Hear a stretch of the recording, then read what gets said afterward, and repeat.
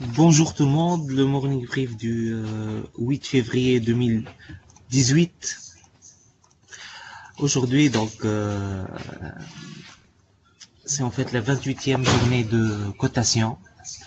Après 27 jours, le Thune Index est déjà à plus 4,61% malgré le revers d'hier, moins 0,67% dans une journée mouvementée, marquée par un volume très important, 12,5 millions, donc 4,5 millions sur le seul titre Tijari Bank, donc qui atteint plus de 49 dinars avant donc de clôturer sur une baisse.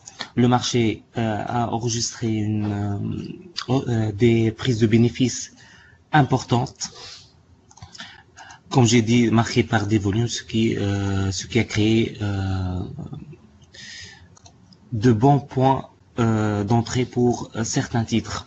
Alors, en détail, Carta Cement a enregistré la meilleure hausse, 4,36% probablement après la communication financière et l'annonce du retrait du cahier de charges par 14 investisseurs. Il y a également Citycars qui a repris également de 9% et la Somocel de 45%. Notons également que UA2H a clôturé à 2 dinars 29, soit plus 2,23%. Côté baisse, ICF non 52% clairement, donc tout ce qui est activité liée au groupe chimique va souffrir ces jours-là, vu l'arrêt total de l'industrie chimique en Tunisie. La SEC manque à 41%. La Sotetel, moins 4,05%. Même, il y a eu même des prises de bénéfices sur le titre Tenet Holding qui a clôturé à 7 dinars 36, moins 3,41. Pour l'activité des investisseurs étrangers,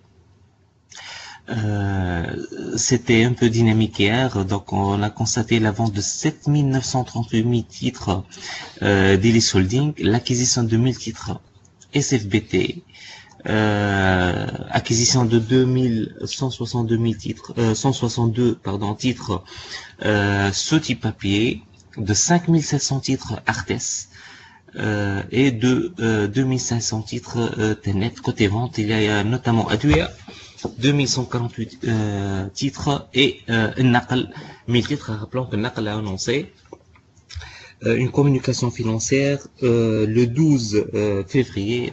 On sait bien que le titre il est en train de souffrir actuellement sur le marché et il a clôturé à 10 dinars 900. Probablement la communication financière sera l'opportunité pour le management de donner sa vision pour le secteur qui est, on sait tout le monde qu'il est un peu pessimiste, mais au moins les réponses stratégiques que le groupe compte apporter afin de préserver sa profitabilité. Côté actualité, il n'y a pas grand-chose.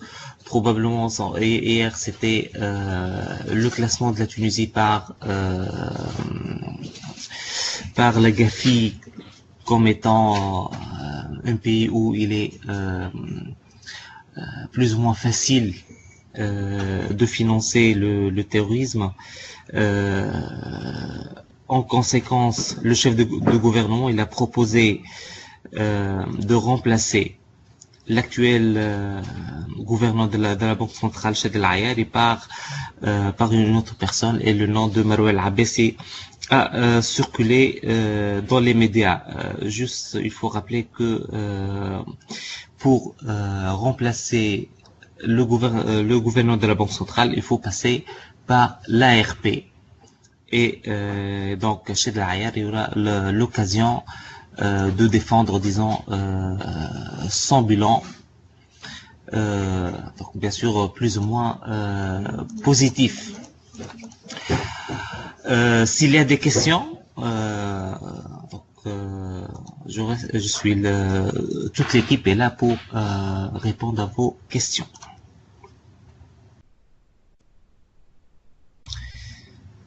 Bon, est-ce que je vois pas de questions. Et donc, je vous souhaite une excellente journée.